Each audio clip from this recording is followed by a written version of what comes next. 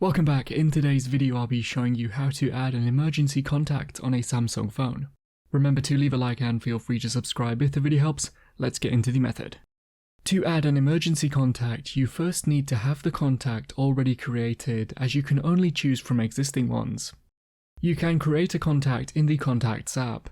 To now set it as an emergency contact, open the Settings app and then scroll down and tap on Safety and Emergency. Now tap on Emergency Contacts and then choose Add Emergency Contact.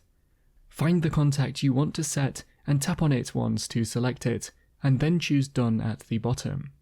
You can now choose to show this on the lock screen with the toggle switch, and it should now be set. That's how to add an emergency contact on a Samsung phone.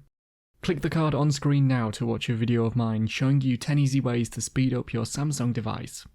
If you have any questions, then let me know in the comments below, and if you did find today's video helpful, remember to leave a like and feel free to subscribe for more tips in the future. Be sure to stick around to see some of my other videos that you might be interested in.